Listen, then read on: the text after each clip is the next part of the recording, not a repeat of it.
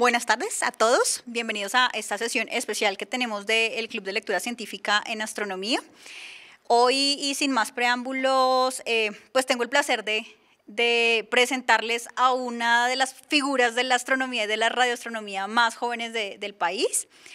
Germán Chaparro estudió física, como muchos astrónomos, y pues hizo su maestría, su doctorado y su postdoctorado en astronomía. Entonces, como se darán cuenta, tenemos una persona con un conocimiento muy importante y sobre todo que viene a compartirlo como nosotros. Saben que uno de los objetivos claros de nuestro Club de Astronomía sí es lograr acercar esta ciencia a la esfera ciudadana, a los que estamos de a pie y sobre todo a los lectores. Sí, esa es la otra cosa que nos interesa mucho y por eso esta sesión privada para el club es una sesión más de conversación, una sesión donde pues le comentamos a Germán que pues hace una presentación, pero nosotros debemos intervenir como en una sesión tradicional de club, solamente que tenemos un experto de altísimo nivel para nuestra sesión. Como dato curioso, sí es importante que sepan que es uno de los astrónomos más jóvenes del país y que pues ha dedicado sus últimas investigaciones al tema radioastronómico, y si leyeron y si vieron lo que les he colgado en el blog del club, pues se darán cuenta que uno de los estudios que realizó hace poco pues nos da cuenta un poco del tema que hemos estado leyendo este año, de la radioastronomía y de las posibilidades que la radioastronomía y las ondas de radio brindan para la investigación astronómica. Entonces ya como que sin más detalles queremos es que nos cuentes un poco de qué se trata todo esto y poder preguntarte muchas cosas porque seguramente tenemos muchas dudas. Y mil gracias por venir. Bueno, muchísimas gracias, Zuli, por la invitación. Para mí es un honor estar aquí, especialmente pues en el club de lectura, porque pues yo soy un lector muy ávido. Ahorita les paso mi contacto en Goodreads por si están ahí en esa plataforma para que nos hagamos amigos virtuales ahí. Y bueno, antes de comenzar, quería comentarles como algunas ideas como para entrar en contexto del tema de radioastronomía, pero también para contextualizar la radioastronomía pienso que es importante contextualizar también la astronomía como tal dentro de los campos del conocimiento. Y es que muchas veces la astronomía la relacionamos muy directamente con la física, pero actualmente la manera de hacer física y la manera de hacer astronomía son un poco diferentes, son un poco distintas, aunque comparten muchos métodos, pero la epistemología de la astronomía y la epistemología de la física actualmente, como se hace, me parece que son diferentes. Una de las principales razones es que cuando uno en física quiere hacer algo nuevo, quiere descubrir algo nuevo, quiere meterse en un tema que nadie ha explorado antes, pues la limitante principal es una limitante de que los instrumentos todavía no existen y entonces se diseña un experimento para tener condiciones controladas para poder estudiar lo que queremos estudiar. Y entonces digamos, si ya el experimento es imposible de hacer porque es muy grande, muy costoso, pues decimos no se puede, pero en últimas el humano es el que está en control, el científico es el que decide qué hacer, cómo hacerlo y cómo, digamos, manipular la naturaleza para poder extraer de ella la información que buscamos. En últimas, en astronomía sufrimos un poco por la falta de control. Sí, un astrónomo no puede ser un control freak, no hay manera de que un astrónomo sea adicto al control, porque en astronomía lo que hacemos es recibir lo que nos llega, ¿sí? Simplemente parar oreja, simplemente diseñar los instrumentos que puedan recibir la mayor cantidad de información del cosmos, pero no estamos en la capacidad de modular una estrella y decir, no, esta estrella está muy brillante, bajémosle un poquito a ver qué pasa, ¿no? Buenas tardes. Este planeta está muy ligero, yo quiero ver qué pasaría si ese planeta fuera más pesado, qué pasaría con la vida. Ese tipo de cosas sí, pues son interesantes pensarlas, pero la astronomía, digamos, a pesar de que es una ciencia experimental, no nos permite hacerlo. Entonces hay dos enfoques bien diferentes entre la investigación actual en física y la investigación actual en astronomía, aunque pues los resultados de astronomía llegan a nutrir también los resultados de física y la investigación, digamos, más técnica en los instrumentos astronómicos también alimenta pues la investigación en física y la investigación en instrumentación científica, que en últimas deriva en ingeniería. Entonces quería contextualizarlo de esa manera porque Pues la radioastronomía es precisamente un resultado de esa falta de control, de que nosotros queremos saber más sobre el universo, pero pues no podemos controlar lo que nos está llegando, entonces nos toca buscar de qué otras maneras el universo nos está hablando. Entonces, claro, al principio la astronomía surgió con Galileo y Galileo cogió el telescopio y pues miró la luz visible que nos venía de los planetas, del Sol y los estudió. Pero pues digamos no nos podíamos quedar ahí y a medida que ha avanzado el tiempo, entonces gracias a descubrimientos muy importantes de otros astrónomos que vieron que de las estrellas nos venía luz no solo visible, sino también invisible. Entonces pues ahí fue cuando comenzamos a encontrar esa motivación de estudiar el universo de todas las formas que nos está hablando. Y una de estas formas es precisamente a través de las ondas de radio, que no es luz visible, no es luz muy energética, pero está ahí y la podemos ver. Entonces, esa es la motivación detrás de la radioastronomía. ¿Hasta aquí les pareció claro o les pareció que eché muchos globos? ¿Está bien? Bueno, entonces ya para hablar de radioastronomía quería hablar unos temas que son primero pues una introducción ya un poquito menos elevada, más aterrizada, hablar un poco sobre el presente y futuro de la radioastronomía, en particular aquí en Colombia, y hablar pues del futuro también de radioastronomía en Colombia. Entonces, como les mencionaba, las observaciones que se pueden hacer en astronomía hasta la época, digamos, en la época de Galileo estaban aquí en cuanto a todo el espectro de luz que existe. Solo podíamos ver una banda muy pequeña de todo el espectro, ¿sí? Siendo que entendemos la luz como una onda que podemos caracterizar por su longitud de onda o a su vez por su frecuencia. Entonces, solo teníamos permitido observar una pequeña ventana que es la luz visible y todo lo demás estaba escondido. En gran parte, digamos, la mayor parte de procesos en el universo producen luz de algún tipo de longitud de onda a otro, de algún color o de otro, si así lo queremos ver. Los eventos más energéticos en la naturaleza, en el cosmos, generan rayos X, rayos gamma, ¿sí? Que son los rayos más energéticos. También ultravioleta, que son un poco menos energéticos, pero son pues tan energéticos como para ser dañinos para nosotros. Y si ya nos vamos a longitudes de onda más largas, a frecuencias más pequeñas, a longitudes de onda más grandes, perdón, era lo que quería decir.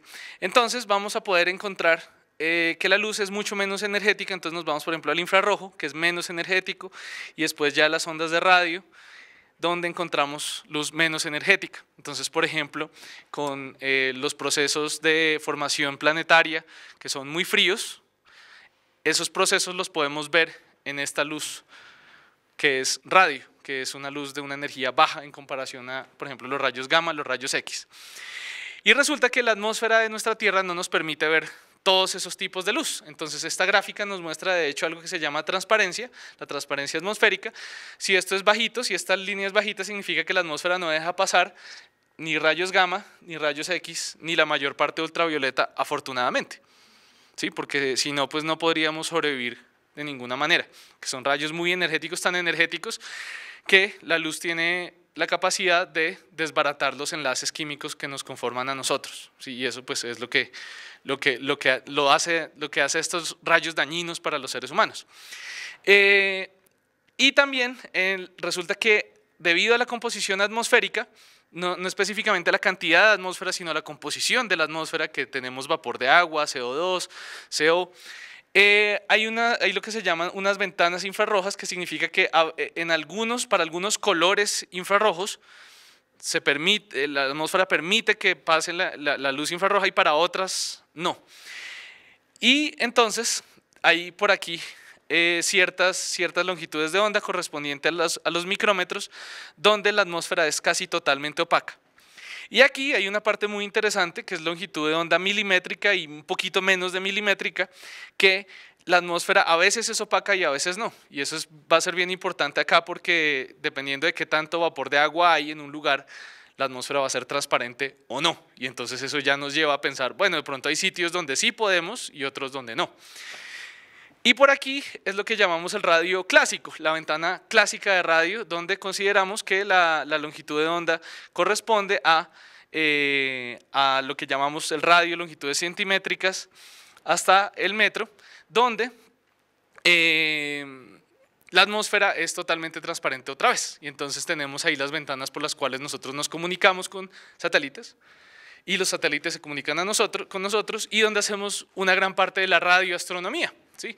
Por ejemplo, estos arreglos, el de este famosísimo de contacto, ¿cierto? Este observa en longitudes de onda que corresponden a esa ventana de observación.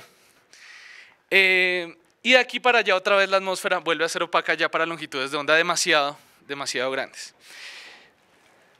¿Listo? Entonces, para contextualizar otro poquito sobre cómo unimos todo eso, que es como luz muy energética con luz muy poco energética, cómo hacemos para contar una sola historia, por ejemplo, sobre una sola región, con toda esta información que nos están llegando, ¿sí? Que no nos viene de la misma forma y no la contabilizamos tampoco de la misma manera desde el punto de vista numérico, porque, por ejemplo, los rayos X son muy energéticos, pero para detectarlos es muy difícil, llegas de uno en uno. Entonces llegas de fotón en fotón, así contamos los rayos X.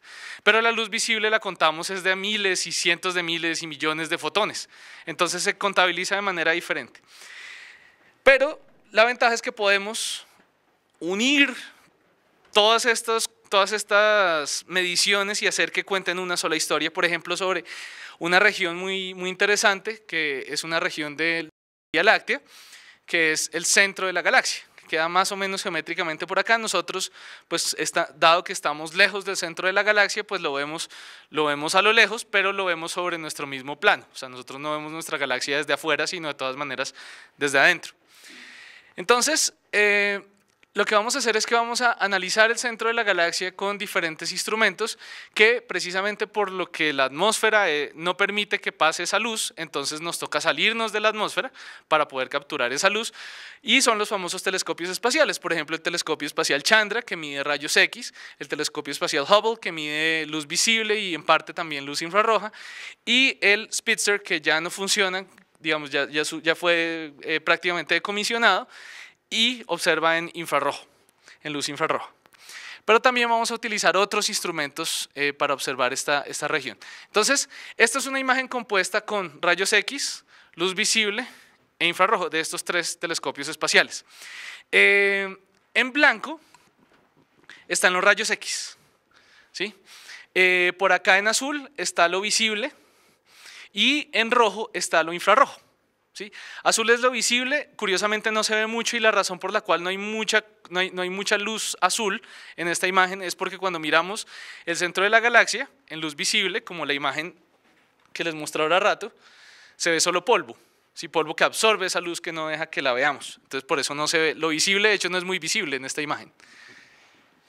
Pero con luz infrarroja sí se ve una gran cantidad de detalle, y eso es una gran cantidad de materia que hay donde hay regiones de formación estelar, ¿sí? Es la luz rojita que se ve, y la luz blanca entonces nos rastrea lugares desde donde se están generando procesos supremamente energéticos, muy energéticos, porque están produciendo rayos X. Por aquí hay una región, por aquí hay otra región. Esta región de aquí a este lado es lo que llamamos una binaria de rayos X, que es una estrella binaria donde hay procesos, bueno, dos estrellas, ¿no? Una pareja de estrellas, donde hay procesos de acreción de masa, donde la gravedad está, o más bien el gradiente de gravedad es tan intenso que agolpa la masa alrededor de una de las estrellas muy fuertemente, con tanta energía que se calienta mucho, y por eso emite esa radiación tan energética. Y aquí está la región que llamamos Sagitario A, ¿sí? Que queda en la constelación de Sagitario, más o menos el centro, pues, geométrico de la galaxia, y es mucho más grande, y de hecho llegan muchos más fotones en rayos X desde ahí. Entonces vamos a hacer un zoom utilizando un arreglo de radioantenas, el VLA, Very Large Array, en Estados Unidos, en Arizona, y entonces vamos a observar esa región en radio. Sí, vamos a hacer una imagen de esa región en ondas de radio, con esos radiotelescopios. Y nos vamos a acercar. Listo, vamos a hacerle un zoom a esa imagen. Y entonces lo que vamos a encontrar es, gracias a que, como les dije, esas son longitudes de onda que corresponden a luz no muy energética, entonces vamos a ver gas no tan caliente, ¿sí? Pero es gas de todas maneras.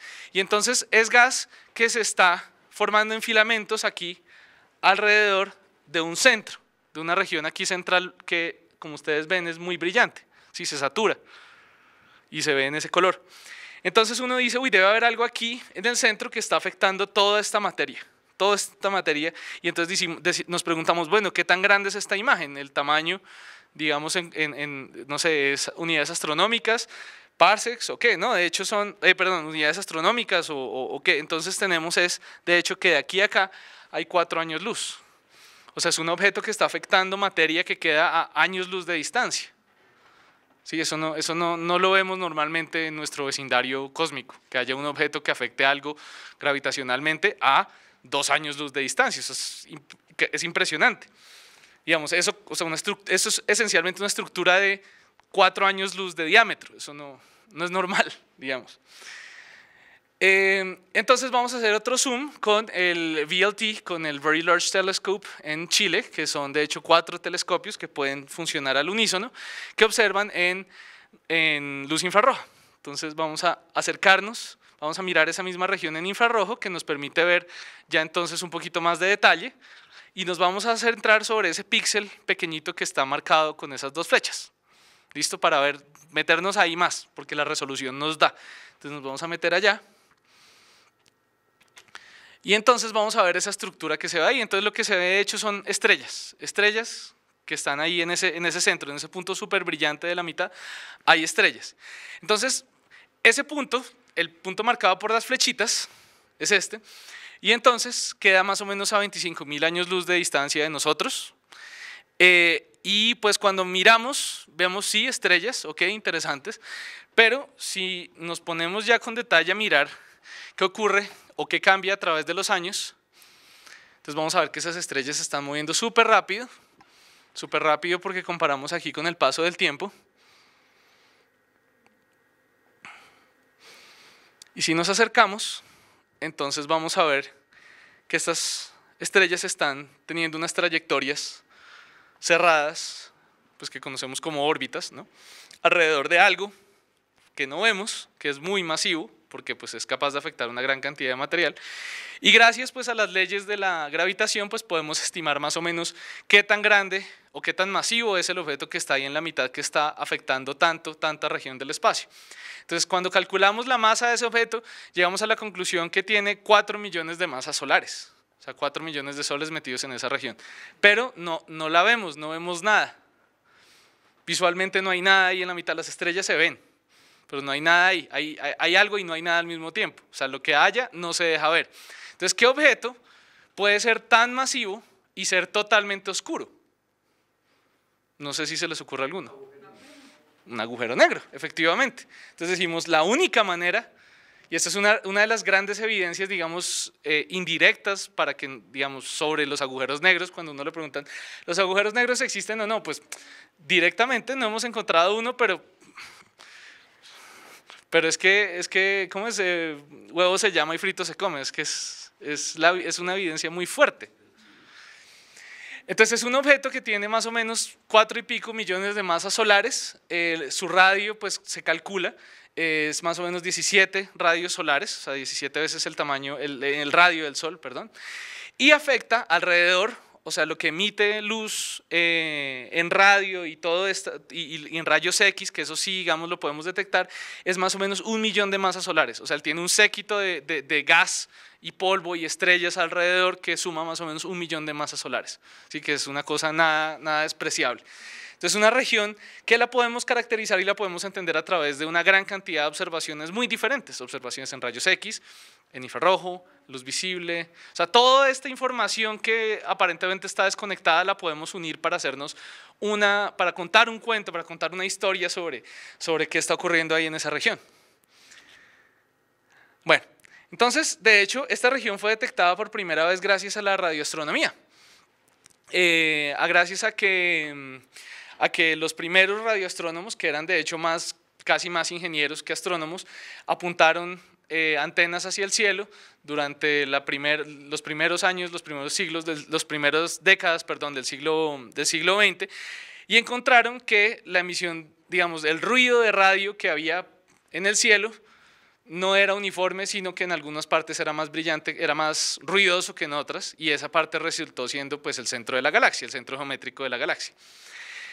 Desde ese momento entonces, esta es una lista de descubrimientos astronómicos del siglo XX que me gustó mucho, es de un señor que fue director del observatorio de Sydney durante muchos años, y él para conmemorar la astronomía, digamos, la investigación astronómica en Australia, que ha sido muy radioastronómica, hizo esta lista de descubrimientos astronómicos del siglo XX, que pues todos, cada uno, merece todo un curso, ¿no?, de astronomía, obviamente. Pero en amarillo están puntualmente los que han sido gracias a la radioastronomía, a observar el universo en ondas de radio. Entonces, por ejemplo, se descubrió primero, como les dije, en 1930, Jansky descubrió que el ruido de radio no era uniforme, sino que era más ruidoso, como les dije, en el centro de la Vía Láctea. Entonces él descubrió que la Vía Láctea tenía un centro y tenía un centro activo, un centro brillante. Más adelante descubrieron los famosos cuásares, o pues más que descubrieron, se logró explicar qué eran los cuásares gracias a la radioastronomía de nuevo, en los años 60. El fondo de microondas, que es una de las grandes evidencias hacia pensar que hubo un Big Bang, que hubo un origen común para todo el universo, también fue en los años 60, fue gracias a descubrimiento de precisamente cómo es el ruido del universo, pero en microondas, que también son ondas de radio.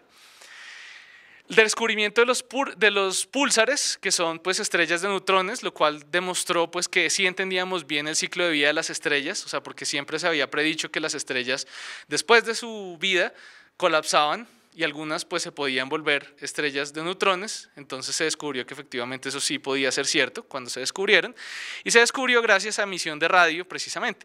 Este fue un muy famoso TUMBIS, no sé si conocen, porque el premio Nobel se lo ganó este señor, pero la que hizo el descubrimiento fue Jocelyn Bell Burnell.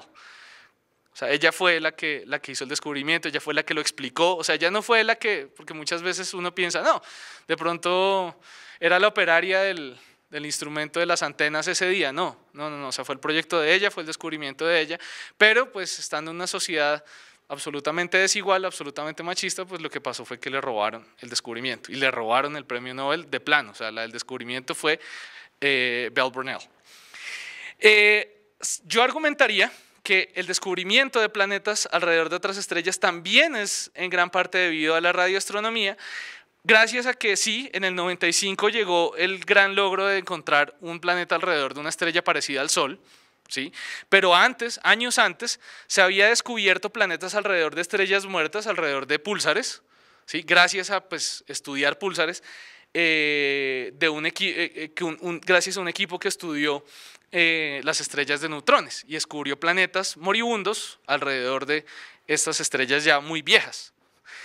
Entonces, gran cantidad de estos descubrimientos han sido gracias a la radioastronomía, o sea, nos han ayudado a entender el universo de muchas maneras. Otra motivación muy importante para la radioastronomía, que no sé si conocen, esto es en Australia. En Australia se inventaron el Wi-Fi, y no se lo inventaron, digamos, no se lo inventó IBM, no se lo inventó Microsoft, no se lo inventó Facebook, bueno, en ese momento ni siquiera existía. Se lo inventaron un grupo de radioastrónomos que estaban buscando la manera más eficiente de enviar señales de manera inalámbrica sin perder información entre diferentes antenas. Y entonces ellos patentaron la tecnología. Pues gracias a eso pues tenemos Wi-Fi. Entonces de lo primero que hacemos cuando llegamos a visitar es ¿cuál es su clave del Wi-Fi? No quiero gastar datos, ¿sí? ¿Lo habrán escuchado alguna vez? O sea, está algo tan metido en nuestras vidas y nació de un problema de astronomía, de instrumentación, sí, pero no un problema práctico. O sea, esta gente no estaba haciendo eso por plata, no estaba tratando de descubrir la mejor manera de alienar a la gente por medio de WhatsApp. No, ellos no se pusieron ese objetivo en mente. ocurrió, pero no era el objetivo. Entonces esto también me parece un ejemplo muy interesante de cómo la ciencia permea la sociedad de maneras imprevisibles. Bueno, entonces resulta que hay una gran limitación técnica en cuanto a la radioastronomía. Este es uno de los radiotelescopios apuntables más grandes del mundo, porque seguramente conocerán el más grande del mundo, que es Arecibo, ¿sí? Que ese no se puede de hecho apuntar muy bien, se puede apuntar un poquito, pero no muy bien. Este es el telescopio más grande que se puede apuntar, o sea que está libre y uno lo puede mover para un lado y para el otro, queda en Effelsberg, en Alemania, tiene un diámetro de 100 metros, ¿sí? Es un telescopio gigantísimo. Entonces la manera como funcionan estos radiotelescopios es que llega las ondas de radio por acá, chun, y se reflejan y se concentran acá, ¿sí? ¿Por qué? Simplemente porque las ondas de radio son luz, son fotones y se comportan igual que los fotones, ¿sí? De la misma manera. Lo que pasa es que no sabemos cómo hacer lentes para ondas de radio, entonces lo que sabemos sí hacer muy bien es antenas para las ondas de radio. Entonces por eso usamos este tipo de platos, aunque no es de ninguna manera, no es necesariamente la manera como hacemos radiotelescopios, pero esta es una de ellas. Entonces llega la luz, se refleja acá y la capturamos por acá, ¿listo? Entonces nosotros pensamos, bueno, si es un radiotelescopio nos permite ver el universo, pero cuando uno piensa en ver, ¿sí? Uno piensa siempre en una cantidad muy importante que es la resolución. Les voy a mostrar mi teléfono. Mi teléfono es un Motorola bien regular, ¿sí? Ni siquiera tiene flash. Ustedes pueden ver, se pueden imaginar que la resolución de este celular es malísima. Si yo tomo una foto con estas condiciones de luz, no se les ven las caras, solo se ven píxeles. Uno siempre ya está acostumbrado a pensar en la resolución de un instrumento. Entonces uno dice, un aparato así de grande, si lo pensamos como un aparato óptico, pues debe tener una resolución increíble. Resulta que la resolución, que la puse acá, va como la longitud de onda, sí, pero también depende del diámetro, perdón, va con el diámetro del instrumento, pero también va con la longitud de onda. Y como las longitudes de onda son tan grandes, entonces resulta que a estas longitudes de onda, ese instrumento de ahí tiene una resolución apenas igual a la del ojo humano. ¿Sí? Un aparato de 100 metros, o sea, esto es como si fuera, o sea, pensemos en términos ópticos, es como si fuera un lente de 100 metros. Eso no existe, un espejo de 100 metros en luz visible no existe todavía, ¿sí? Estamos por ahí a 100 años de tener una cosa así. Pero en ondas de radio sí lo tenemos el aparato así de grande, pero la longitud de onda es tal que la resolución es apenas igual a la del ojo humano. O sea, para tener un ojo humano, pero en ondas de radio nos toca tener un plato de 100 metros de tamaño. Entonces, como se pueden imaginar, eso es una limitante técnica, ¿sí? Porque si uno construye aparatos más grandes, pues se van a caer, ¿sí? Por su propio peso. Entonces, resulta que también en los años 60 se descubrió una técnica que se llama la técnica de síntesis de apertura, que también dio para un premio Nobel, en donde se dieron cuenta que se podía reemplazar un lente muy grande, un lente muy gigante por un telescopio muy grande por muchos telescopios relativamente pequeños. Entonces se descubrió que si para un telescopio individual la resolución va con el tamaño del plato, para muchos telescopios la resolución va como lo que se llama la línea de base más grande, o sea, qué tan lejos están separados los telescopios que estoy sincronizando. Entonces, claro, si miren cómo aumenta esta distancia. Aquí esta distancia, en comparación a toda esta, es fácilmente 20, 30 veces más. O sea que yo mejoro así mi resolución simplemente poniendo más telescopios más lejos. Sí, puedo aumentar la resolución 10, 15, 100 veces, simplemente alejando los telescopios. Obviamente eso no es tan sencillo, me toca sincronizar la señal y eso es algo que si me queda tiempo les voy a mostrar algo en lo que he estado trabajando en estos días sobre cómo funciona eso exactamente, o digamos, un poquito más ilustrativamente.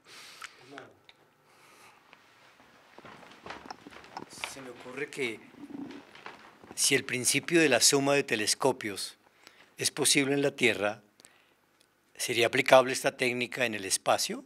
Con telescopios estilo Hubble 1 o 2 o 3, etcétera? Sí, de hecho esa es una muy buena iniciativa que que precisamente fue desarrollada más, digamos, más como a finales de los años 90. Lo primero que se hizo fue poner un telescopio en órbita, bueno, una antena en órbita, y tratar de sincronizarla con uno de la Tierra, y se logró sincronizarla. Lo que pasa es que con solo dos, con solo uno aquí y uno allá, no se logra tanto. O sea, se logra obtener una señal, sí, pero no es tan ideal. Como les digo, si me alcanza el tiempo les voy a mostrar qué quiero decir con eso. Pero han habido más recientemente algunas ideas para mandar nanosatélites, o sea, satélites muy pequeños, una constelación de nanosatélites que hagan observaciones de este tipo. O sea, 10 satélites, cada uno con su antenita, separados unas distancias bien buenas, unos 10, 20, 30 kilómetros, en órbita alrededor de la Tierra, apuntando hacia el universo para hacer un mapeo del universo. Han habido algunas ideas respecto a eso, pero pues como se pueden imaginar es algo costoso, y las misiones espaciales tienen una limitante muy grande, y es que la mayor parte de ellas son enviadas por agencias cuyos fondos son muy limitados. Entonces siempre hay una competencia muy grande, no solo entre diferentes proyectos, por ejemplo, de agencias, de las mismas agencias, sino de agencias rivales. Entonces, por eso los telescopios normales, los de piso, como son tan baratos, son mucho más baratos, entonces se prestan más a que simplemente se unen varias universidades con alguna agencia de fondos y se saca adelante el proyecto. Un ejemplo de cómo es esa competencia: yo tengo un amigo que él estudió conmigo el pregrado en la Nacional, se llama Arturo Domínguez, y él ahorita trabaja en Princeton, estudió en el MIT, ahorita trabaja en Princeton, y él trabaja en un proyecto sobre fusión nuclear. Fusión nuclear, no sé si saben, pero es, digamos, el santo grial de la energía limpia. Sí, de la energía limpia, y la energía, ni siquiera no es renovable, porque no es renovable, pero es energía limpia, es energía eficiente, que no cuesta exageradamente dinero y no tiene ninguna emisión. Actualmente no se ha logrado, pero pues está trabajando en vencer las limitaciones técnicas, y entonces hace unos años él estaba haciendo lobby en todas las redes sociales para que se aprobara un proyecto nuevo, muy grande, de experimentos en fusión nuclear. Y al mismo tiempo otro amigo mío, que seguramente lo han escuchado, Juan Rafael Martínez, él trabaja ahorita en Harvard, él trabajó varios años para hacer un instrumento en el próximo James Webb Space Telescope, el telescopio espacial James Webb, que va a salir prontamente, esperamos. Y él también estaba haciendo lobby en redes sociales. ¿Por qué estaban haciendo lobby? Porque estaban enfrentadas las dos misiones en la Comisión de Fondos del Senado de Estados Unidos. Entonces cada uno estaba como, déjeme esta plata a mí, no, déjeme esta plata a mí. Dos iniciativas súper buenas, con gente muy dura trabajando en eso, pero no había plata para las dos. Entonces decidieron hacer JWST. Decidieron no hacer el de fusión nuclear. El de fusión nuclear los europeos dijeron, bueno, entonces nosotros nos cargamos eso encima, y ahora es el próximo experimento, el ITER se llama. No me acuerdo qué significa, pero es ITER, que es un gran experimento que están construyendo en Europa, que va a estar listo por ahí en unos 30 años, pero seguramente nuestros bisnietos van a poder disfrutar de energías limpias gracias a ese proyecto. Bueno, solo una anécdota. Bueno, en cuanto a instrumentos ya modernos que estén haciendo esto, pues esto de la síntesis de apertura en radioastronomía, usando, digamos, para radioastronomía, está ALMA, que seguramente ustedes conocen, que ha logrado sintetizar imágenes de regiones de formación planetaria. Como les dije, estas regiones de formación planetaria son regiones muy frías, ¿sí? Este es el material que se está acumulando alrededor de estrellas jóvenes para formar planetas, y las temperaturas son relativamente bajas, son, digamos, por el orden de 20, 30 grados Kelvin, más o menos. Entonces emiten luz, pero luz muy fría, pues luz de muy bajas energías, y esas son las ondas de radio. Entonces se puede sintetizar esta imagen de un sistema solar en formación, y pues si lo comparamos con el tamaño de nuestro sistema solar, pues es muy indicativo de que seguramente en esas cavidades se están formando planetas. Estamos viendo casi que directamente la formación de planetas en otros sistemas. También un proyecto que está ahorita funcionando es la sincronía de diferentes telescopios en Hawái, en Estados Unidos, en México, en Chile, y en el Polo Sur, para tener un arreglo de radiotelescopios que simula tener un tamaño como si fuera el de la Tierra. ¿Sí? Recordando que la resolución depende de la máxima distancia entre dos de estos telescopios, pues si sincronizamos un telescopio en Hawái con uno en el Polo Sur, pues podemos obtener una resolución muy tremenda. ¿Para qué se quiere hacer eso? Se quiere hacer para precisamente volver a observar el centro de la galaxia, donde sabemos o pensamos que hay un agujero negro, para poder ver la sombra del agujero negro, o sea, poderlo mirar así como directamente qué es lo que hay alrededor del agujero negro que sí se deje ver, para probar pues precisamente todas nuestras teorías sobre gravitación, sobre agujeros negros, todo ese tipo de cosas. Y ahorita está funcionando, o sea, están tomando datos, pero pues obviamente eso no es fácil y digamos, se demora bastante tiempo. Y también sincronizando no solo con el hemisferio de acá, sino con el hemisferio europeo y africano, con telescopios aquí en España y en Francia. Un problema grande de estos radiotelescopios que se sincronizan es que obviamente no estoy teniendo toda la capacidad de recoger todos los fotones que me llegan en esa área. O sea, solo simulo tener una buena resolución, pero de hecho lo que se llama la sensitividad, que está relacionada con los fotones que estoy recibiendo, pues es mala porque no estoy recibiendo muchos fotones. ¿Sí? Es como si estuviera tratando de coger lluvia con, no sé, con un canasto. ¿Sí? O sea, la lluvia se escurre, o sea, no estoy pudiendo coger tantos fotones como yo quiero. Entonces, por eso, el siguiente paso es hacia poder recoger muchos fotones.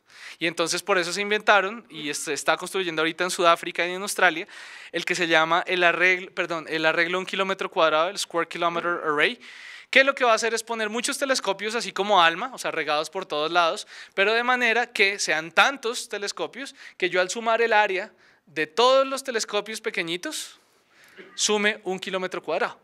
O sea, que efectivamente es como si yo tuviera un telescopio con un área de recolección de fotones de 1 kilómetro por 1 kilómetro. Sí, obviamente no van a estar todos concentrados en el mismo punto, pues para sacar ventaja de que yo puedo ponerlos regados por diferentes puntos para poder mejorar mi resolución. Bueno, les voy a contar sobre la primera astronomía en Colombia y por qué estamos, digamos, insistiendo tanto con el tema de radio. No sé si han escuchado de este trabajo. Identificación de sitios potenciales para observaciones astronómicas en el norte de Sudamérica. ¿Alguno de ustedes ha escuchado? Ok. Este trabajo es un trabajo de un profesor de la Universidad Nacional, de Giovanni Pinzón principalmente, quien hizo un estudio de cuál era la calidad de cielo aproximado en la mayor parte del norte de Sudamérica, o sea, Venezuela y Colombia. Y él llegó a la conclusión de que, de hecho, no había ningún lugar bueno en Colombia y solo había un lugar medio bueno en Venezuela, que es precisamente donde está el telescopio del, ¿cómo es que se llama? El observatorio, ¿cómo se llama? Bueno, se me olvida, pero queda en el Centro de Investigaciones de Astronomía de la Universidad de los Andes en Mérida. Y ese es el sitio menos malo para hacer astronomía en luz visible. De resto, Colombia no es un lugar que tenga buenos cielos, ni buenas condiciones atmosféricas, ni el número suficiente de noches, digamos, buenas para hacer observación. Sí, digamos, este es uno de los mejores lugares donde está precisamente el telescopio en Venezuela, en lo que se llama el SIDA con C. Tiene 132 noches buenas al año, ni siquiera, o sea, noches buenas, no noches excelentes, no, noches buenas. Y de resto en Colombia, solo en lugares muy de difícil acceso, en Nabucimaque, que eso es cerca de la Sierra Nevada, que eso es territorio protegido, y en algunas partes, pero por lo general no se obtienen digamos, la calidad de cielo que uno esperaría para poder meterle una gran cantidad de plata a un telescopio, o sea, como se hace en Chile. Sí, o sea, en Chile, casi en cualquier sitio del desierto de Atacama, uno encuentra casi 300 o 280 noches despejadas al año. Entonces aquí realmente no vale la pena meterle plata a un telescopio muy grande en Colombia, porque no da el cielo, o sea, es un telescopio que solo estaría funcionando una tercera parte de lo que funciona en otros países. Entonces, pues por eso pensamos en la radioastronomía. ¿Por qué? Primero porque la radioastronomía no depende tanto, depende, pero no depende tanto de el cielo, ¿sí? De la calidad del cielo. Y segundo, no depende de si yo tomo observaciones en el día o en la noche. Yo puedo hacer radioastronomía de día. Simplemente lo único que tengo que hacer es tener cuidado de no apuntar hacia el sol. Aunque pues si uno apunta hacia el sol también está estudiando el sol, así que no es tan grave. Pero si uno quiere hacer radioastronomía en otro, digamos, de otros objetos que no sean el sol, pues uno simplemente tiene cuidado de que el sol no se meta en las observaciones y puede tomar observaciones de día sin prácticamente ningún problema. En Colombia, ¿qué se ha hecho? No sé si conocen a un científico colombiano llamado Sergio Torres. Sergio Torres fue uno de los primeros astrónomos modernos, digamos, en Colombia. Él estudió en Estados Unidos, hizo su doctorado con George Smoot, quien fue premio Nobel, junto con Perlmutter. Y en los 90s tenían el plan de observar cuál era la emisión de radio de la galaxia para poder estudiar lo que no era la galaxia, o sea, todo lo demás, o sea, el universo a gran escala. Entonces, para estudiar el universo a gran escala, primero tenían que quitar lo que estaba emitiendo la galaxia para poder ver qué hay más allá de la galaxia. Entonces, ellos hicieron un proyecto llamado Galactic Emission Mapping en los años 90, que de hecho ha continuado, o sea, desde esa época siguió continuando en otras partes del mundo, y se trajeron una antena de 5 metros, más o menos 5 o 6 metros de diámetro, a Villa de Leyva para tomar datos. Sí, estuvo más o menos, creo que un poco menos de un año estuvo tomando datos. Sacaron un buen proyecto de Colciencias, algunas personas trabajaron, muchos ingenieros trabajaron en ese proyecto en su momento, pero pues no hubo continuidad. Sergio Torres se fue del país, pues no sé, no encontró como tanto apoyo acá, y esa antena se la llevaron a Brasil, ¿no? O sea, el proyecto fue muy bueno, empezó, pero así como empezó se fue, se acabó. Pues fue muy triste porque pues habría podido ser un primer gran paso para la astronomía en Colombia, pero pues fue solo un paso que se quedó ahí lamentablemente.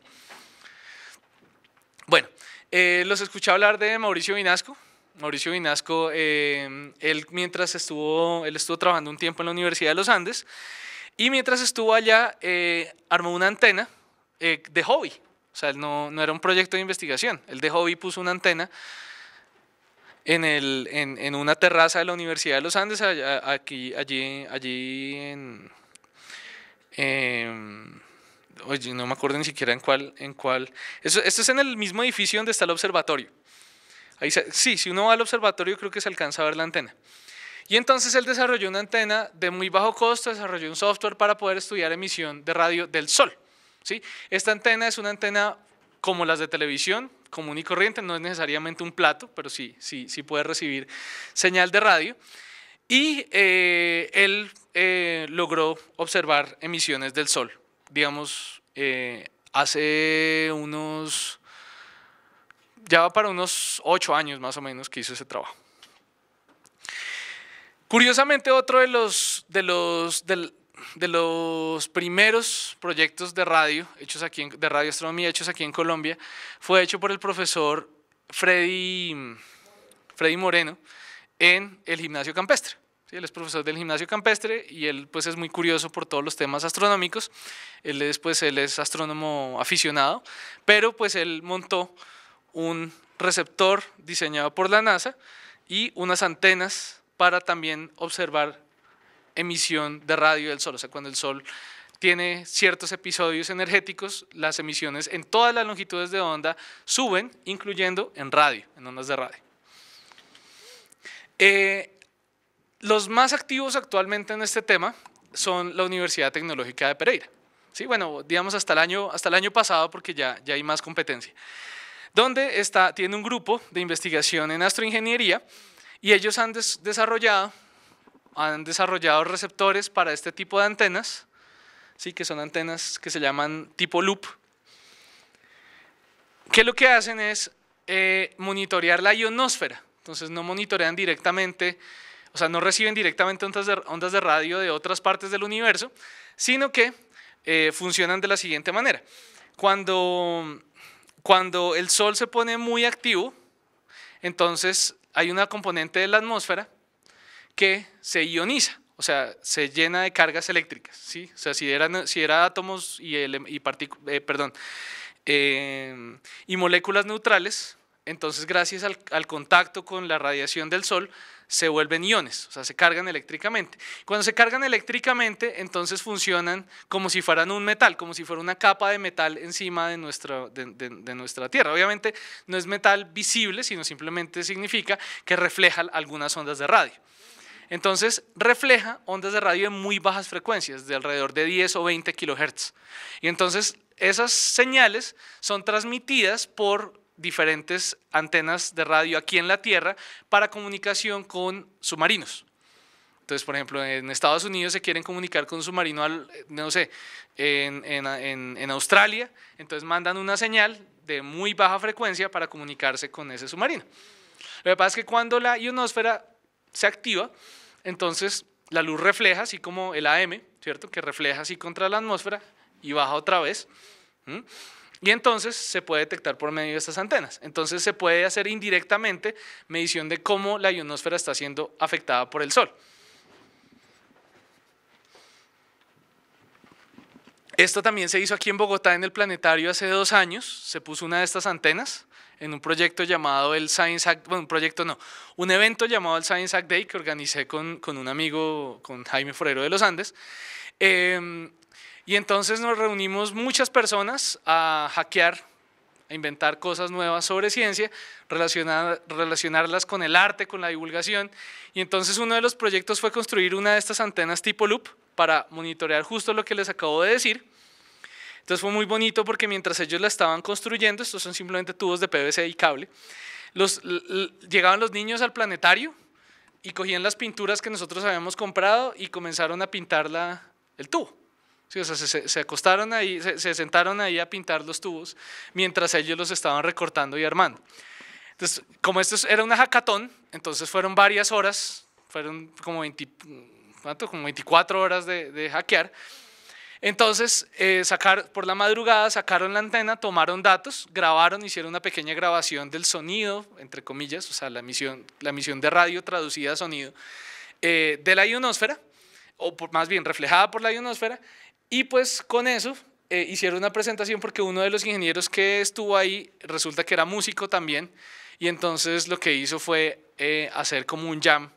Sacó la guitarra eléctrica y comenzó a tocar sobre el sonido sampleado de la ionosfera y comenzó a tocar y improvisó ahí un rato y pues todos estábamos felices porque era exactamente lo que buscábamos, una intersección entre la técnica, la ingeniería y el arte y la ciencia. Bueno, actualmente, ya más recientemente en el Observatorio Astronómico de la Nacional han estado desarrollando algunos proyectos de radioastronomía. Este es un interferómetro, o sea, de nuevo 2 antenas sincronizadas, que fue un proyecto de un estudiante de ingeniería de pregrado, Juan Sebastián Incapié. Este es un proyecto de maestría que es también de nuevo es un proyecto de interferometría donde se trata de recibir señales. Por ejemplo, bueno, este no sería el Sol, pero si fuera el Sol llegan las señales acá, se reflejan en estos espejos y caen en una antena de DirecTV común y corriente. Es un proyecto de maestría de Santiago Vanegas. Y este es otro que también es otro interferómetro, o sea, dos antenas sincronizadas, que fue un proyecto de pregrado y ahora de maestría del estudiante Juan Camilo Guevara, que de hecho él se acaba de graduar. ¿Listo? Nosotros en la universidad donde yo trabajo, que es la Universidad de EXI, tenemos una antena reconvertida, o sea, una antena que antes era utilizada de comunicaciones, para comunicaciones con satélites, y entonces la convertimos a un radiotelescopio, o sea, para que funcionara ya como un telescopio pero en ondas de radio. Entonces es un telescopio de 4 metros de diámetro, es digamos el más grande que hay en Colombia, pero pues como un proyecto de reconversión de antena, pues tratamos de mantener los costos muy bajos. Y entonces, bueno, una de las primeras cosas que hicimos fue apuntarla hacia el Sol y ver que efectivamente estábamos escuchando el Sol. Cuando cogíamos la antena, la apuntábamos hacia el Sol, la alejábamos, la apuntábamos, encontramos que el Sol estaba siendo muy brillante en esa frecuencia que estábamos observando.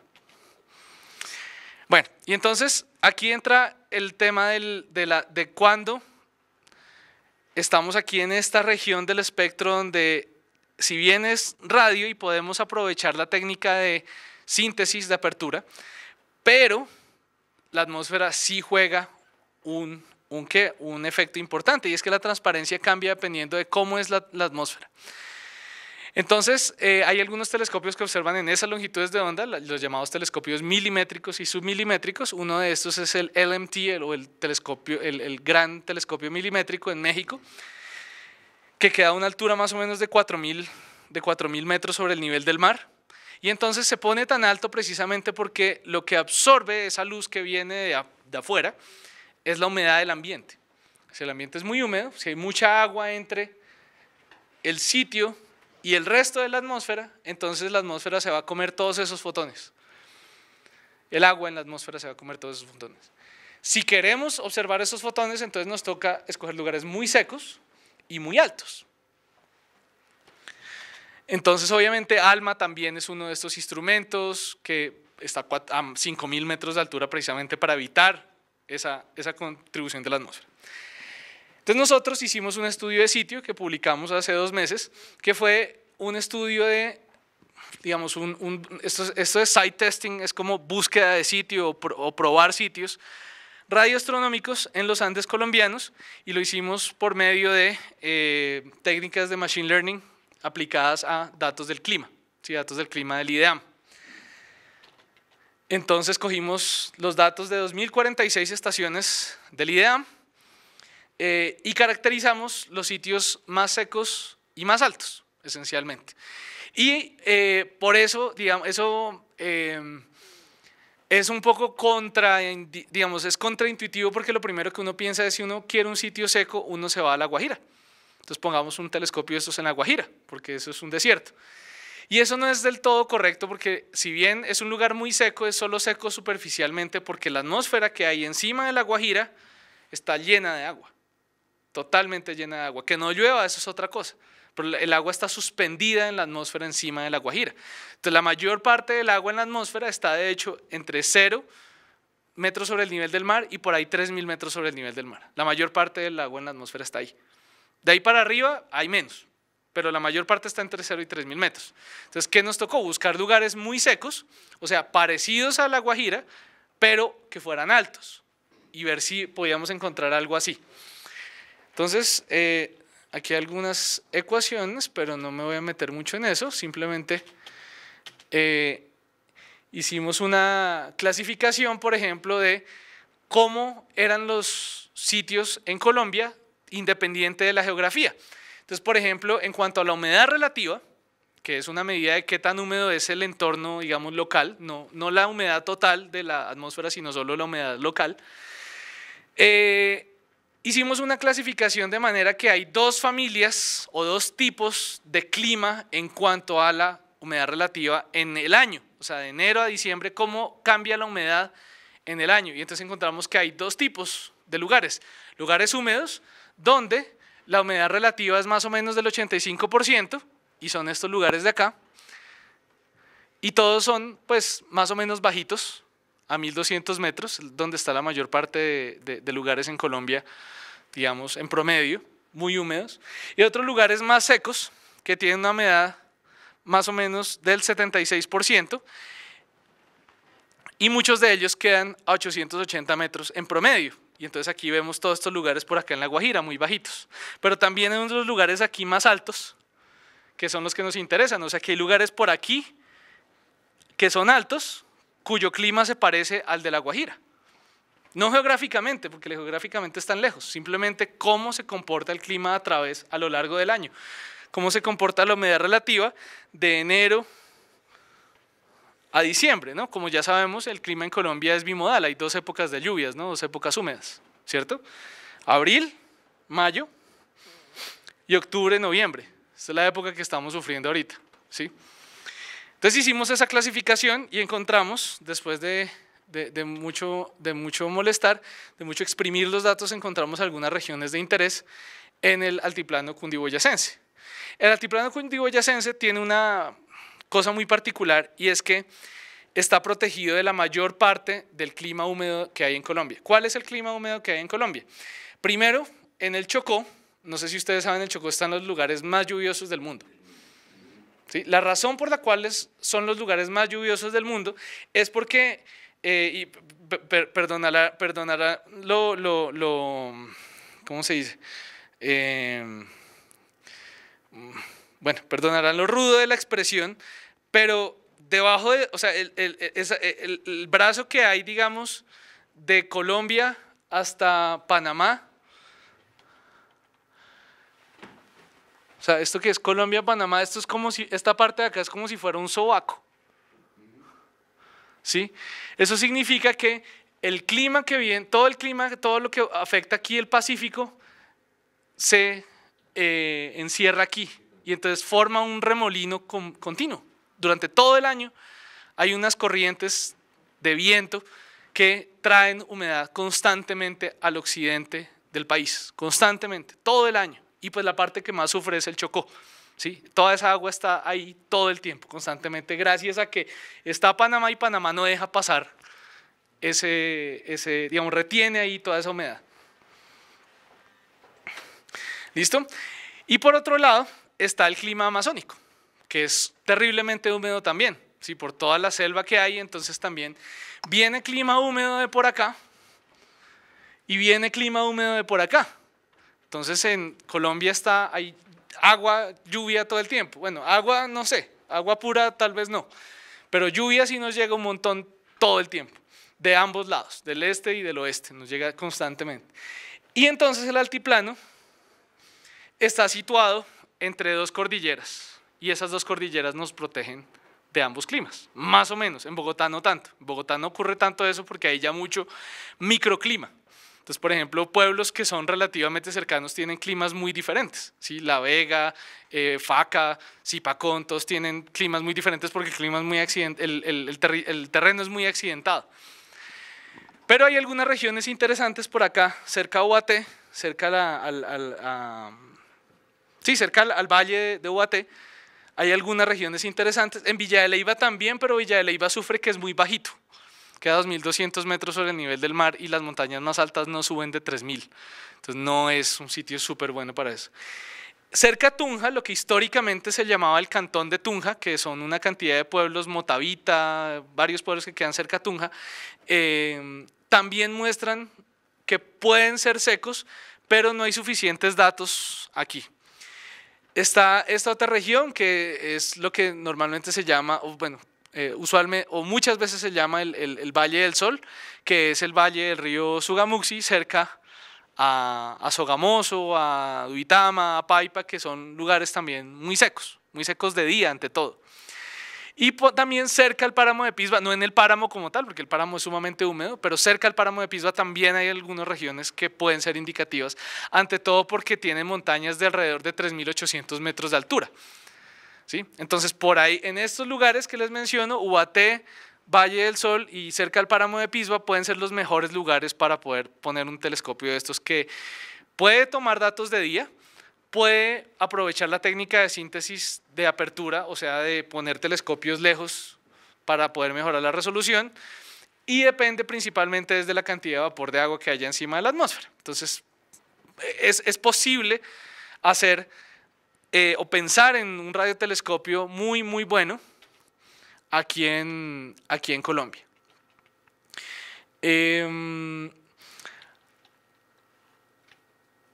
Hay una idea también bien interesante que les quería comentar, que ya existe desde hace varios años y se ha hecho en otros países, que es la reconversión de antenas. No como la pequeñita que yo tengo de 4 metros, sino antenas más grandes. Por ejemplo, este fue un proyecto que salió ahorita, vio lo que se llama la primera luz el 11 de mayo, no, el 11 de mayo no, a principios de año, pero lo publicaron en Nature News hace poco, que fue que en Ghana, en África, reconvirtieron un plato de estos. Entonces cogieron una antena vieja de comunicación satelital de unos 30 metros de diámetro y lo convirtieron para que funcionara como radiotelescopio. No sé si alguno de ustedes ha visto antenas gigantes cerca en Chocontá. Chocontá está un poquito, o sea, está cerca de esa zona, o sea, que es seco, pero no es tan seco como nos gustaría, no es tan seco como nos gustaría. Pero sí, y sí estamos muy interesados en eso, estamos trabajando con varios grupos de investigaciones en otras universidades, no soy solo yo de ninguna manera, interesados en reconvertir o no, es que la palabra es como darle un nuevo propósito a estas antenas. Este es otro proyecto parecido que hubo en Perú. Desde ahí una anécdota bien curiosa. Este proyecto, que fue reconversión de una antena de telecomunicaciones en Sicaya, que queda más o menos a 3.000 y pico metros sobre el nivel del mar, es de un profesor peruano-japonés llamado José Shizuka, quien es la persona que está liderando este proyecto, y ya van muy avanzados, pero ese proyecto sufre de, ¿cómo se diría? No digamos tercermundismo, pero sí digamos que la latinada, ¿no? ¿Qué pasó? Resulta que obviamente es un lugar relativamente aislado, y entonces la luz para este complejo sale del pueblo, sale de un pueblo que queda cerca, de Sicaya, que es un pueblo que queda cerca. Son unos cables que llegan hasta allá y alimentan el telescopio, que ya funciona como telescopio. Resulta que una vez, no hay permanentemente gente ahí, entonces un día fueron y no había luz. Y cuando fueron a mirar, resulta que los cables de la luz se los habían robado. O sea, como 2-3 kilómetros de cables que iban desde el pueblo hasta acá, se los robaron. Los cables de la luz se los robaron. Claro, y entonces dijeron, bueno, ¿quién habrá sido? Porque es un pueblo, pues, un pueblo chiquito. Entonces dijeron, no, fue el celador. El celador se robó los cables, los 2-3 kilómetros de cables. Dijeron, pues, ¿qué hacemos? Pues echemos al celador, o sea, hagámosle la denuncia. Es que el celador es primo del alcalde. Sí, ahí estamos pintados los latinos. Entonces, estos proyectos tienen otras componentes ahí un poco más complejas, no solo científicas, más bien sociológicas. Entonces, sí, efectivamente hay muchas ideas respecto a qué hacer con estas antenas. El problema es que estas antenas están en un lío legal bien complejo, porque esas antenas originalmente las hizo Telecom. No sé, pues digamos, las personas mayores entre ustedes recordarán que se pusieron más o menos en los años 70. Específicamente la historia es que estas antenas eran para comunicación, pues precisamente transcontinental, para recibir señal inmediatamente a través de satélites, para televisión principalmente, para televisión, aunque también para datos y eso, pero principalmente para televisión. Y la idea fue como a mitad de los años 60, no, como a finales de los años 60, dijeron, vamos a hacer estas antenas para poder ver en vivo la llegada del hombre a la luna, ¿sí? Y entonces la antena fue inaugurada como en el 71, 72. ¿Ustedes saben cuál fue la llegada del hombre a la luna? Tuvo que por jurisdicciones hacer transmisión. Tocó por Venezuela. La transmisión tocó hacerla por Venezuela porque las antenas no estuvieron listas para lo que se necesitaba. Bueno, también ya estamos acostumbrados a ese tipo de cosas. Entonces sí, los pusieron dos antenas, de hecho, una a finales de los años 70, una a principios de los años 70, para telecomunicaciones. Las hicieron con un COMPES, o sea que en principio son patrimonio de la nación, pero Telecom fue vendida a Telefónica Movistar. Entonces, ¿de quién son esas antenas? En principio son patrimonio de la nación, pero parece que, o sea, parece no, sino pues Movistar las opera como si fueran de ellos. Pero los terrenos donde están las antenas son del Estado.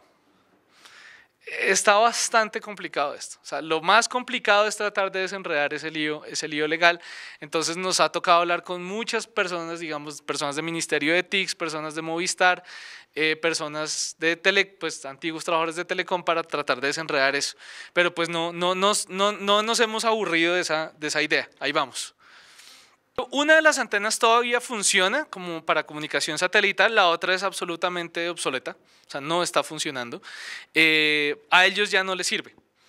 O sea, nos serviría a nosotros porque las antenas nos sirven no los componentes electrónicos, sino la estructura física del plato y los motores que puedan mover el plato. Aunque aún si no se puede mover el plato, tampoco es tan grave, porque afortunadamente el cielo se mueve encima de nosotros. No es como los satélites, que los satélites siempre están ahí, los geoestacionarios. El cielo se mueve encima de nosotros, entonces pues si tenemos paciencia, pues aun si no podemos mover el telescopio, podemos tomar datos bien interesantes. Exacto, exacto. Bueno, entonces, más o menos eso les quería contar así a grandes rasgos de la radioastronomía, de perspectivas aquí en Colombia. Hay muchas cosas que se pueden hacer, cada vez está creciendo más, hay más proyectos, más estudiantes, ante todo motivados porque ven que por este lado sí es un matrimonio muy bonito entre la ingeniería y la ciencia, entonces eso permite cacharrear. Los físicos aquí en Colombia por lo general no somos cacharreros, somos personas muy de echar esfero y de sentarnos al computador, pero poco de cacharrear. Y estos proyectos son absolutamente ingeniería. O sea, yo para poder, digamos, para trabajar en el plato que tenemos en la universidad, tuve que aprender a programar Arduino, tuve que aprender comunicación serial, tuve que aprender de motores, tuve que dañar motores. Sí, o sea, ya yo, pues gracias por lo de joven, pero pues yo ya me siento viejo como para andar aprendiendo de cero. Pues digamos cosas básicas de ingeniería, cosas que de hecho yo le cuento a los ingenieros que hago y me regañan. Me dicen, ¿usted cómo es de bruto? ¿Cómo fue a destapar eso? Yo pensé que se podía destapar porque si tiene tornillos pues se debe poder destapar. Ese tipo de cosas me han pasado. Mi primera reacción a la presentación que nos hace Germán es de una gran satisfacción que una generación de investigadores colombianos formados en pregrado en nuestras propias universidades, especialmente públicas, en el caso de Germán, estén pues en la línea de investigación de punta en un tema tan actual y tan promisorio. Tengo dos preguntas sugeridas por la presentación de Germán. La primera es que observo que son esfuerzos individuales de investigadores y de universidades, pero no noto que exista una correlación ni con el gobierno para una política pública, por ejemplo, de investigación en comunicaciones, ni mucho menos con la Comisión Colombiana del Espacio. Entonces quiero preguntar, ¿qué ocurre en ese terreno? Y la segunda pregunta es, conocimos hace poco tiempo la decisión académica de la Universidad Nacional, sede Bogotá, de abrir el doctorado en astronomía. ¿Qué líneas de investigación iniciales va a tener este programa académico? Y por supuesto, si investigadores como tú y los colegas que conoces podrían tener allí un cupo de investigadores y docentes. Bueno, muchísimas gracias por esas dos preguntas, porque son duras, pero son preguntas que nos hacemos, digamos, en el ejercicio de hacer ciencia en Colombia. Entonces, respecto a la primera pregunta sobre si hay alguna articulación con el gobierno, la respuesta es que yo soy más bien pesimista en cuanto a lo político, en cuanto a que muchas personas dicen, no, es que hay que decirle a los políticos que la ciencia da frutos, que la ciencia genera desarrollo. Digamos, personas, no lo sé porque no les he preguntado, pero sospecho que personas como ustedes saben que la ciencia genera desarrollo. O sea,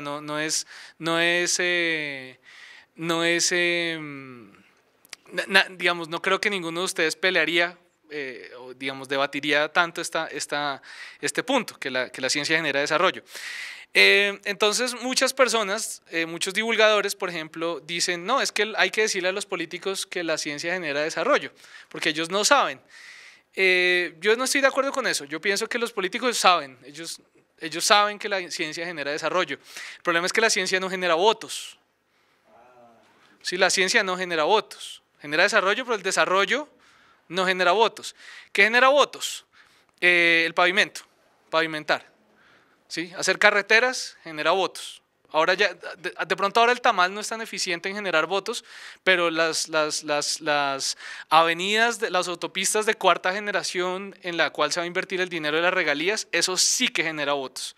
Las casas gratis, todo eso genera votos, pero mejor dicho, la manera más impresionante.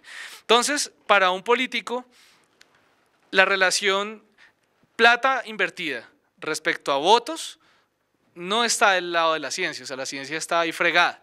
La salud, medio meten plata en la salud, educación, medio meten plata en educación, pero en lo que más genera votos es donde más meten plata.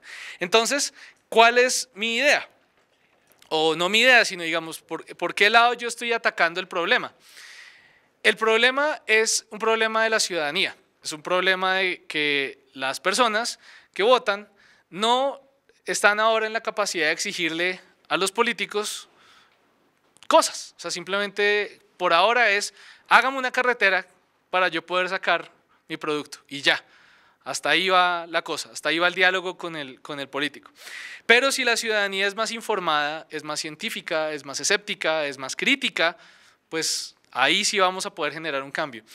Esto no es corto y yo por eso a mí me gusta mucho que se abran estos espacios porque así seamos poquitos, yo pienso que se puede viralizar este tipo de diálogos.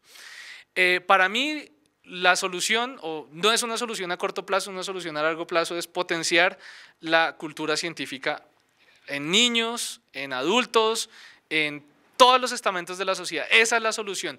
No es una solución a corto plazo, pero si todos los científicos nos ponemos a hacer eso, vamos a dar pasos, digamos, grandes a largo plazo. Es difícil porque muchos compañeros científicos, amigos míos muy cercanos, ni porque uno les pague salen a divulgar la ciencia. Y eso es algo grave, porque uno aquí en Colombia, uno no puede hacer, o sea, hacer ciencia es un lujo. Es un lujo hacer ciencia en Colombia. Y entonces yo pienso que uno tiene que devolver parte de uno darse el lujo de hacer ciencia en un país como este. Y parte de devolver es precisamente interesarse en el impacto de la ciencia en la sociedad, en todas las maneras posibles. Bueno, cierro mi perorata respecto a esa pregunta con que sí hemos hablado con Colciencias. Hace poco hablamos con César Ocampo en Colciencias, le pareció súper interesante la idea, le gustó y estábamos dialogando a ver si nos liberan algunos fondos iniciales para hacer los estudios de viabilidad para lo de Chocontá. Entonces, por ese lado, ahí vamos. Y por el lado también del Ministerio de TICS también hemos tenido algunos avances para que ellos inviertan algo de dinero en especie, entre toda infraestructura para apoyar la formación de estudiantes con unos convenios que estamos armando con Reino Unido a través de un fondo que se llama el Fondo Newton. Entonces, ha habido algunos avances, pero a mí me parece que lo más fundamental es trabajar desde las bases, desde la desde la gente que va a votar, que vote más informada, porque si no los políticos nunca le van a meter plata a la ciencia, no tienen ninguna razón por qué hacerlo, aunque lo sepan, no tienen la razón para hacerlo. La segunda pregunta, en el Observatorio Astronómico hay una maestría en astronomía, no sé si ustedes conocen, no hay pregrado en astronomía, sin embargo, el 80% fácilmente de los estudiantes de la maestría en astronomía no son físicos de la Nacional. Bueno, algunos son ingenieros de la Nacional, pero una gran parte son estudiantes que vienen de la pedagógica, que vienen de la UPTC, que vienen de otras universidades privadas. La mayor parte de estudiantes vienen de otras cosas que no son física. Eso es algo, digamos, es algo bueno en cuanto, digamos, es malo que no haya podido atraer más físicos, sí, pero es algo bueno que de todas maneras sí se pueda sostener con personas de otras disciplinas porque se está pudiendo lograr esta transversalidad que genera la instrumentación. Entonces, una gran parte de proyectos actualmente se están dando respecto a la instrumentación y por eso una de las líneas fuertes tiene que ser la instrumentación, simplemente porque mucha gente que va a llegar a hacer el doctorado va a venir de ingenierías, va a venir de otras áreas del conocimiento que no son necesariamente física teórica. Entonces sí, claro, va a haber un componente fuerte de física teórica porque el observatorio es muy bueno en física teórica, en astronomía teórica.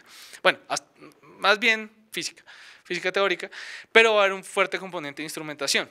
Eso es algo bueno porque, y de hecho yo me comencé a meter, bueno, yo les cuento de mi investigación. Yo hice un proyecto en radioastronomía cuando estuve haciendo la maestría, sí estuve trabajando con datos de un arreglo de estos de radiotelescopios, fue en el 2004, estuve trabajando en uno de esos, con el radiotelescopio de Westerbork en Holanda.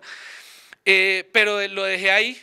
El resto de mi formación como astrónomo profesional, el doctorado y eso, no fue en radio. Pero yo sí estaba en un lugar donde se hacen muchas cosas de radioastronomía. Uno de mis mejores amigos de esa época era precisamente un ingeniero de la India que estudió en Estados Unidos ingeniería, la maestría en ingeniería, y lo agarraron y se lo trajeron para hacer astronomía. O sea, él hizo su doctorado en astronomía. Entonces, tener este tipo de personas le da un ingrediente inesperado, porque los ingenieros tienen una manera diferente de ver el mundo y de ver los problemas y de solucionar los problemas que se necesita en las ciencias básicas. O sea, no es solo que las ciencias den más adelante productos de ingeniería, sino tener ingenieros haciendo ciencias, eso le da un buen enfoque. Entonces yo estoy seguro que en el doctorado en astronomía va a haber mucho de esto, y sería lo mejor que llegaran muchos ingenieros a hacer el doctorado en ciencias. Bueno, les cuento, resulta que hay un lenguaje de programación que se ha puesto muy de moda últimamente que se llama Python. Es un lenguaje de programación que es muy accesible, es muy fácil de entender y se ha popularizado mucho. Y entonces hay un entorno que se llama Jupyter, que le permite a uno programar en el navegador. O sea, como si ustedes ven aquí, esto es un navegador, esto es es Chrome, es Google Chrome. Entonces yo puedo programar aquí. Entonces yo puedo programar, cambiar, y les puedo mostrar lo que yo voy programando, y no estoy programando en la nube, no estoy programando en mi computador ni nada. O sea, ustedes vieron que no saqué mi computador, metí aquí una dirección y ahí cargo esto. Entonces, ¿esto qué es? Esto es un simulador que hice hace poquito.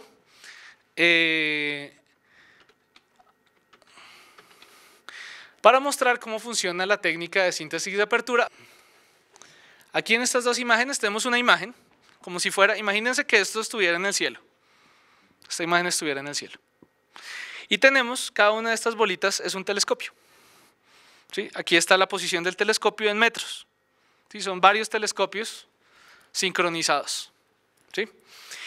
Y entonces, vamos a reconstruir esa imagen sobre cómo la verían esos telescopios. Entonces, estos telescopios puestos de esta manera reconstruirían esta imagen. No la reconstruyen completa porque no tenemos todo el telescopio así gigantesco, sino tenemos solo puestos específicamente en algunos puntos. Entonces yo puedo reconstruir esa imagen con estos telescopios y se vería así. O sea, la imagen que reconstruye los telescopios, de esta que es la imagen real, se vería así. Y dependiendo de yo cómo pongo mis telescopios, si pongo más o pongo menos telescopios, entonces yo lo puedo ver mejor o peor. Voy a quitar esto de acá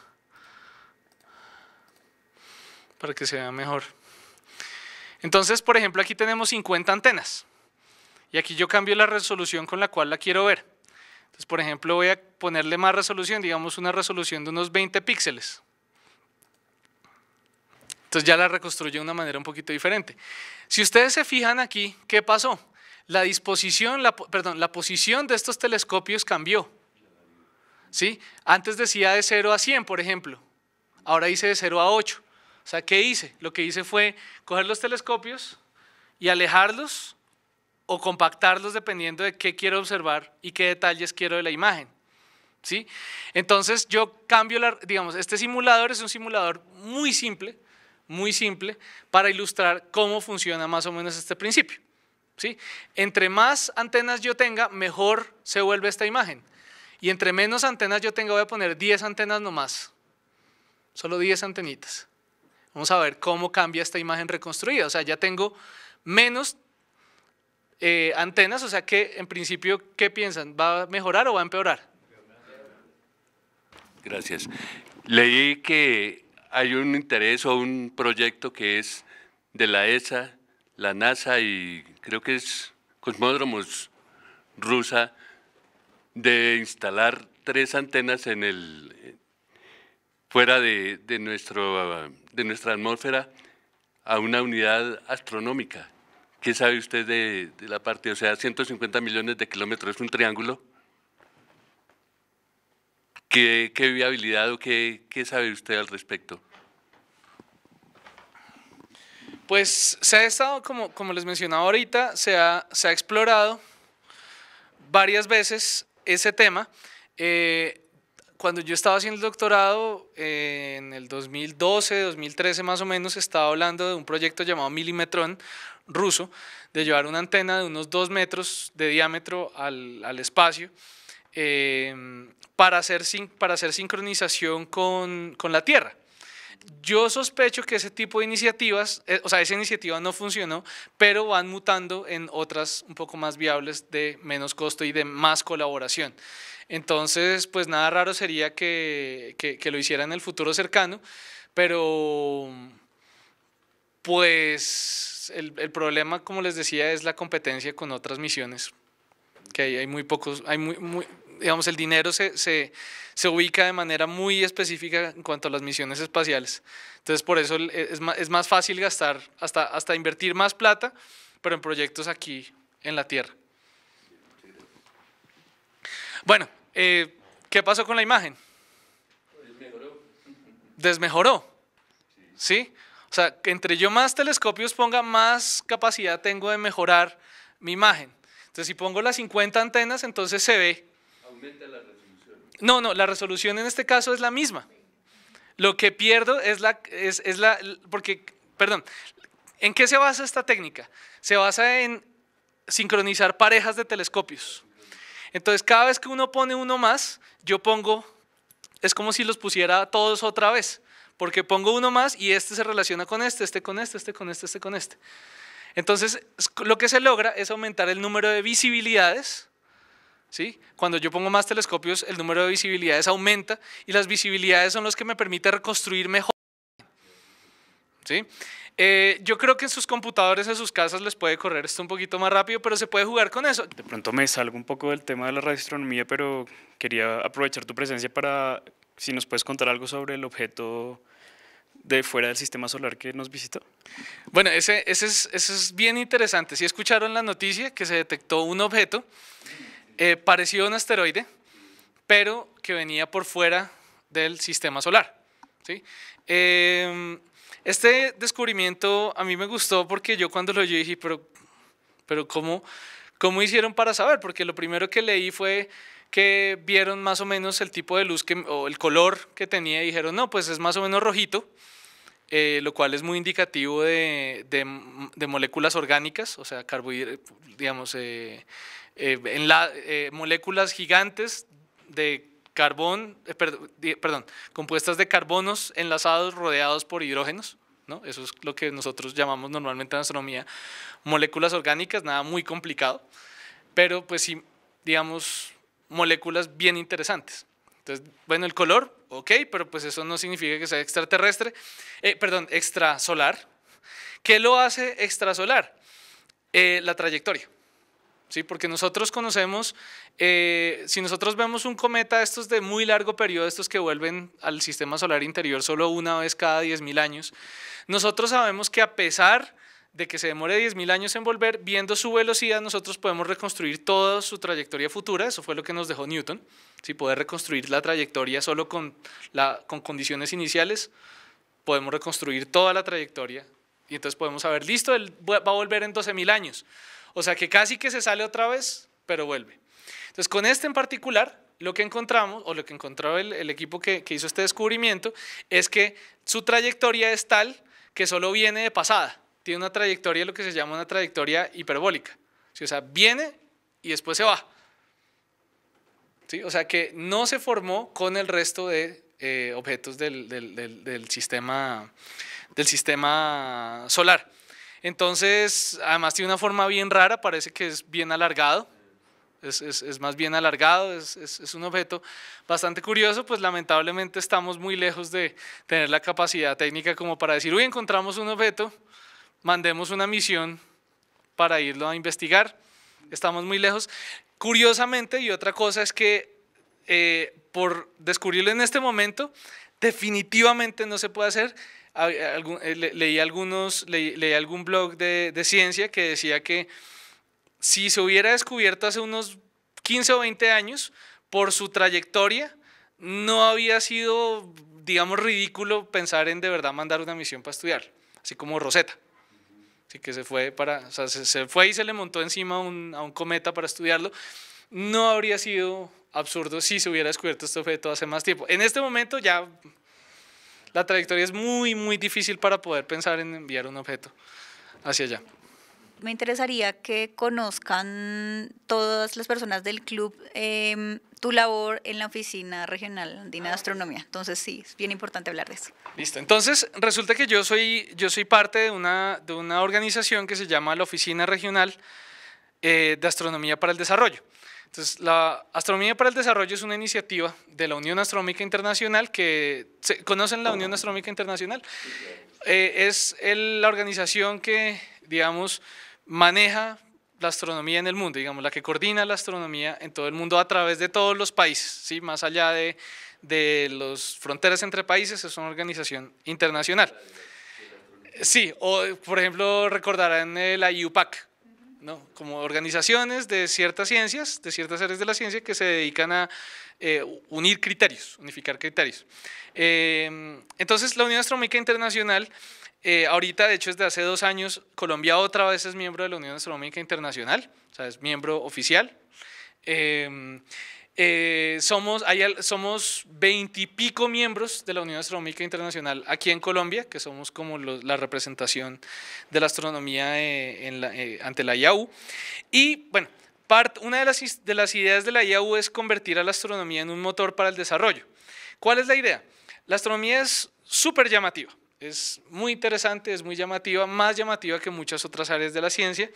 Y entonces la astronomía puede ser una excusa para impactar el desarrollo en muchas áreas, no solo desde desarrollo tecnológico y desarrollo científico, sino en educación, por ejemplo, en divulgación, en colaboraciones, en proyectos económicos. Bueno, hay una gran cantidad de temas que puede impactar la astronomía. Entonces, se inventó esta iniciativa llamada Astronomía para el Desarrollo. No desarrollo de la astronomía, no, astronomía para el desarrollo. O sea, cómo la astronomía puede ser un motor para generar desarrollo multidimensional, no desarrollo de la ciencia, sino desarrollo en todas las áreas que se pueda, todas las que se pueda.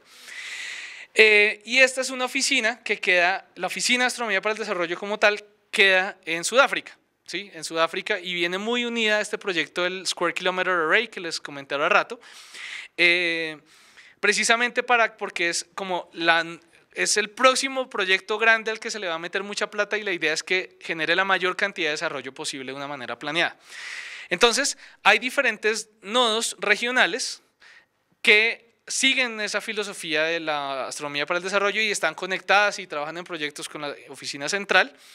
Uno de esos queda en la región andina, también hay en el sudeste asiático, hay uno, por ejemplo, de lengua portuguesa, o sea, no es geográfico, sino es lingüístico, y está el nodo andino, y entonces es la Oficina Regional Andina de Astronomía para el Desarrollo de la Unión Astronómica Internacional, es un nombre bien largo. Pero en últimas es un nodo andino de astronomía, es una red andina de astronomía. Entonces se basa en 3 ejes: investigación en universidades, educación en colegios y divulgación. Cada grupo, cada fuerza de trabajo se llama, tiene una persona coordinadora. Yo estoy coordinando la parte de investigación y universidades. Ángela Pérez del Parque Explora, no sé si alguno de ustedes la conoce. Sí, claro. Ella es la coordinadora de educación en colegios, porque ella es experta en estos temas de talleres para profesores.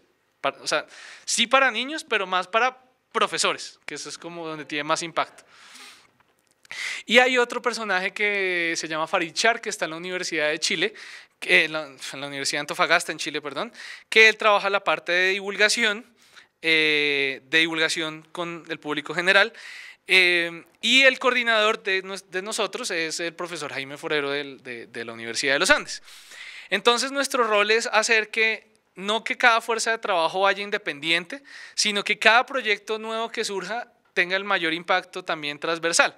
Entonces, por ejemplo, yo he trabajado en proyectos que tienen que ver con educación, con divulgación. Por ejemplo, hace un par de años estuvimos trabajando con la Organización Internacional Galileo Mobile, haciendo divulgación, bueno, como creación de cultura de astronomía en diferentes colegios del país. Aquí en Bogotá, como yo estaba aquí en Bogotá, a mí me queda un poco más fácil, entonces estuve trabajando durante un año yendo a colegios más o menos una vez a la semana, algunos colegios del distrito de Ciudad Bolívar, generando una cultura de ciencia, una cultura de astronomía. Y a final de ese año, del 2014, vinieron algunas personas, algunos científicos, también expertos en divulgación, y pues cerraron ese proceso. Pero pues también, como les digo, desde la parte, o sea, yo que soy científico, tratar de apoyar esa parte. Entonces, la idea es mezclarlos lo máximo posible. Y entonces, hay muchas entidades vinculadas a esto, porque esto es una unión entre Colombia, Perú, Venezuela, Bolivia, Chile, y el gran problema, y Ecuador, ¿sí lo mencioné? No.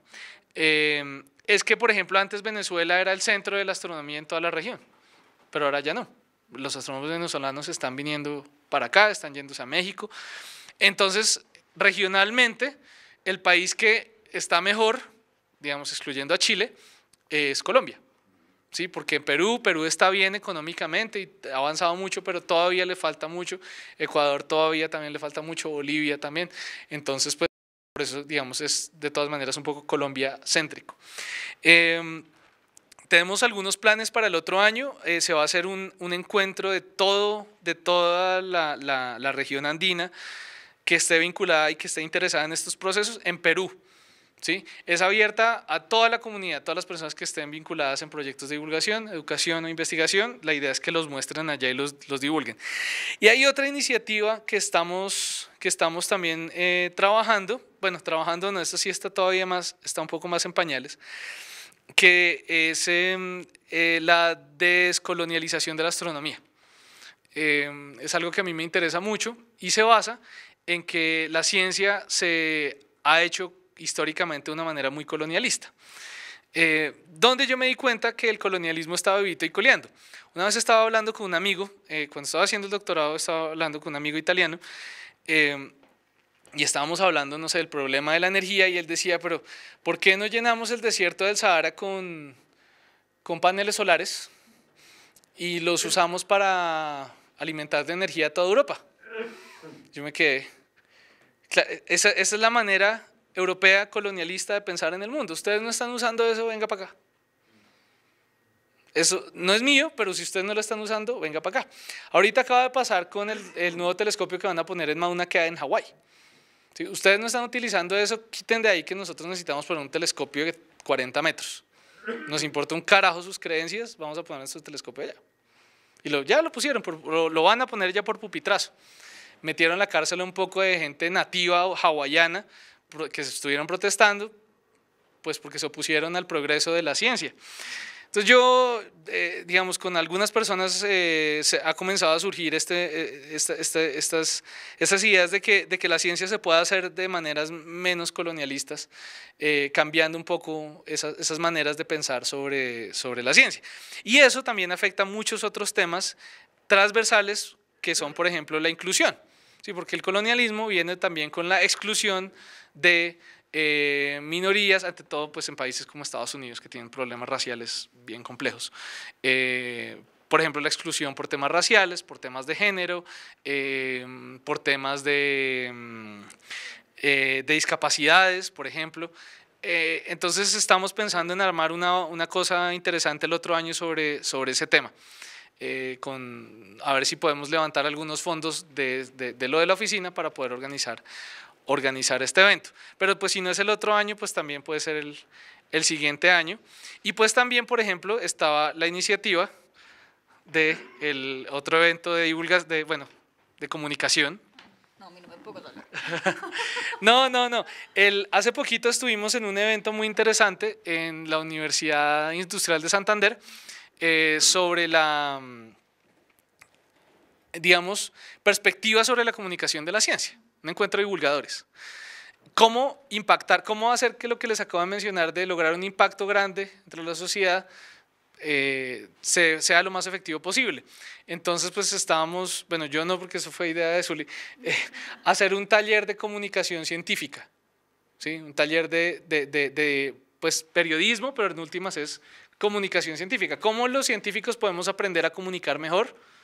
¿sí? Porque pues muchos no tenemos el chip, y cómo muchos comunicadores también pueden ilustrarse un poco mejor en temas, digamos, científicos, y no, por ejemplo, invitar a astrólogos a hablar sobre el premio Nobel de las ondas gravitacionales, ¿no? Cosas de esas. Entonces, digamos, la oficina regional andina está muy interesada en participar en todo este tipo de eventos y apoyar este tipo de eventos que sean lo más transversales posibles. Se han apoyado escuelas de astronomía, formación de astronomía, sí, eso es interesante, es bueno, pero no tiene tanto alcance ni tanto impacto en la sociedad como otros proyectos interesantes. Para la parte de radio, resulta que cuando comencé a trabajar, a cacharrear como tal con radio, yo comencé con equipos muy de bajo costo, de mínimo costo.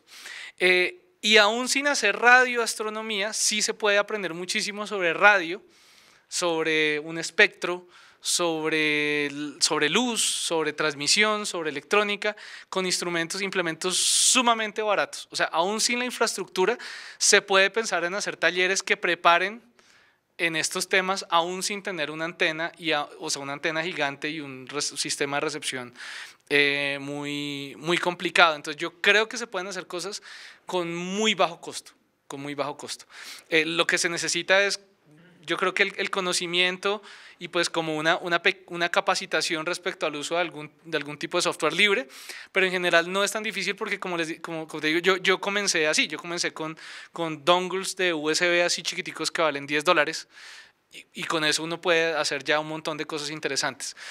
El tema de penetrar más es un tema bien complicado, porque de mi experiencia de trabajar con colegios, a pesar de que haya el interés grande de los estudiantes, los profesores son súper importantes.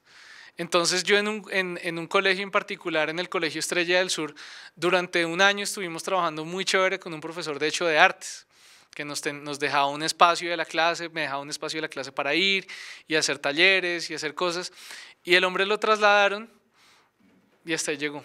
O sea, yo iba al colegio, pero es que no había el espacio. O sea, de verdad que es un 99% el interés de los profesores. Uno de esos instrumentos que si tienen la oportunidad de cacharrear con él, se llama así: RTL-SDR. Es un cosito así. Es un aparato que funciona, que lo que tiene es que es muy barato porque fue diseñado para convertir señal análoga a digital para la televisión digital, para TDT y todo ese tipo de cosas.